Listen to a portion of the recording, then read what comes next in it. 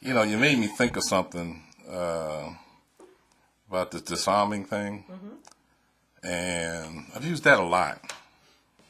You know, because I've always felt that you had to get the upper hand uh, in order to get a step ahead or win or whatever. And so I always try to figure out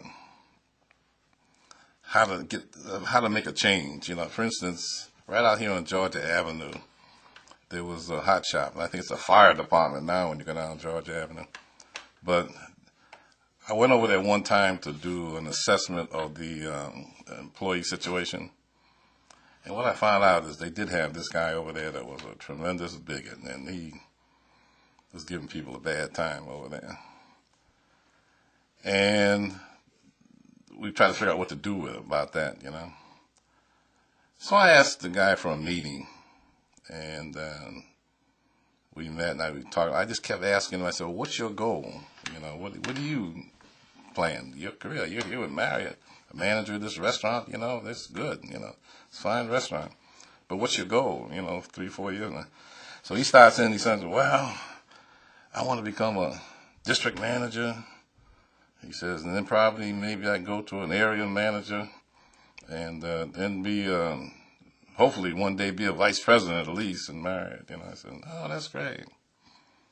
I said, "Well, how do you get to do that? How do you get to be a district manager?" He said, "Well, you gotta run a profitable shop and do and went on to, you know, once you run a profitable shop, and they give you an area." I said, "Oh, that's great."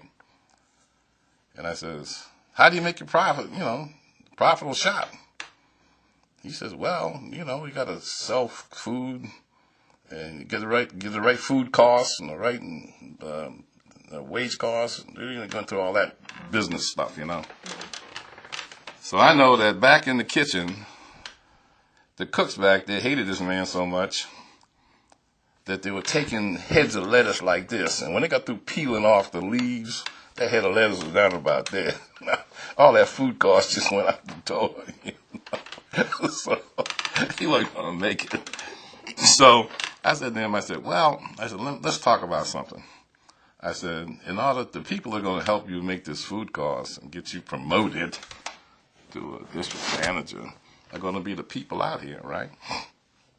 And they're working for you. And he said, "That's right." I said, "Well, if they don't like you, they could really hurt your career goals."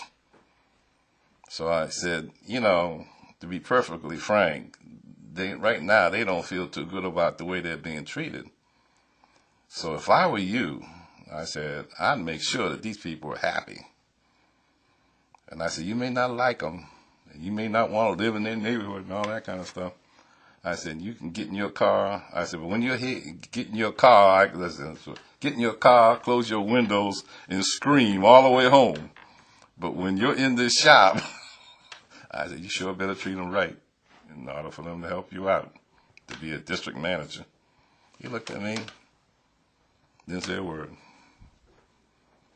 The conversation was over. I checked back about 2 or 3 weeks later and talked to a couple of people, you know. I don't know what you said to that man, but he sure has changed.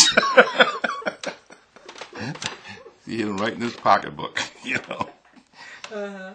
And so that's part of in terms of lessons to convey to young people who might find themselves facing racism or bigotry or whatever in a corporate setting, that one of the things to look for are common goals. Common goals, right.